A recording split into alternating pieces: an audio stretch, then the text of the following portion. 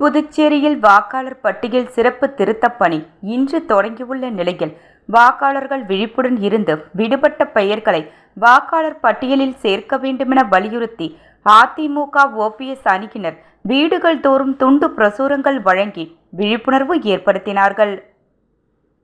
தமிழகம் மற்றும் புதுச்சேரியில் வாக்காளர் பட்டியல் சிறப்பு திருத்தப் பணி இன்று தொடங்கி டிசம்பர் 4ஆம் தேதி வரை நடைபெறும் என தேர்தல் ஆணையம் அறிவித்துள்ளது. அதன்படி புதுச்சேரியில் இன்று வாக்காளர் பட்டியல் சிறப்பு திருத்தப் பணி தொடங்கியது. இதனை ஒட்டி வாக்காளர்களுக்கு விழிப்புணர்வை ஏற்படுத்தும் வகையிலும் விடுபட்டவர்களை வாக்காளர் பட்டியலில் சேர்க்க வேண்டும் என வலியுறுத்தும் வகையில் அதிமுக ஓபிஎஸ் அணியை சேர்ந்த முன்னாள் சட்டமன்ற உறுப்பினர் ஓம் சக்தி சேகர் தலைமையில் வீடுகள் தோறும் துண்டு பிரசுரங்களை விநியோகம் செய்து விழிப்புணர்வு ஏற்படுத்தப்பட்டது. நெல்லித்தோப்பு தொகுதி இந்திரா காந்தி சதுக்கம் அருகே தொடங்கிய விழிப்புணர்வு நிகழ்வு தொகுதி முழுவதும் நடைபெற்றது. தொடர்ந்து செய்தியாளர்களை சந்தித்த முன்னாள் எம்எல்ஏ ஓம் சக்தி சேகர், வாக்காளர் பட்டியல் திருத்த பணி என்பது சிறப்பு வாய்ந்த ஒன்றாகும்.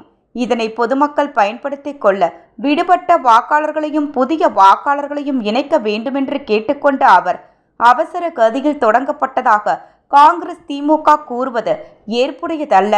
வாக்காளர் பட்டியல் திருத்த பணியை நாங்கள் அமோகமாக வரவேற்கிறோம் என்று தெரிவித்தார். இல்லை, இது அவங்க சொல்கிறாங்கனாக்கா அது தேவையில்லாமல் அப்படிப்பட்ட ஒரு கருத்தை பரவுறாங்க.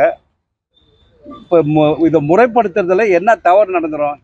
இப்போ செய்ய போகிறவங்க வாக்காளர் பட்டியலை சரி செய்யக்கூடியவர்கள் அரசு ஊழியர்கள் தான். இதுக்குன்னு எங்கே தேர்தல் துறையிலேருந்து எங்கேயும் ஆளுங்க வர்றதில்லை. இங்கே இருக்கக்கூடிய மாநில அரசினுடைய கீழ் செயல்படக்கூடிய அரசு ஊழியர்கள் தான் இந்த பணியை செய்கின்றார்கள். அப்படி இருக்கும்போது இதில் என்ன முறைகேடுகள் நடந்துவிட போகின்றது? அப்படி எதுவும் இருக்காது. இவர்கள் தவறாக பதிய வைத்து கொண்டிருக்கின்ற அந்த வாக்காளர்கள் வைத்து வாக்கு பெறலாம் என்ற குறுகிய கண்ணோட்டத்தில் இது எதிர்பார்க்கின்றார்கள் இந்தியா கூட்டணி. ஆனால் அது முற்றிலும் தவறு. நாட்டுக்கும் ஜனநாயகத்திற்கும் எது தேவையோ அதை செய்வது தான் நல்லது என்பதை குறிப்பிடுகிறேன்.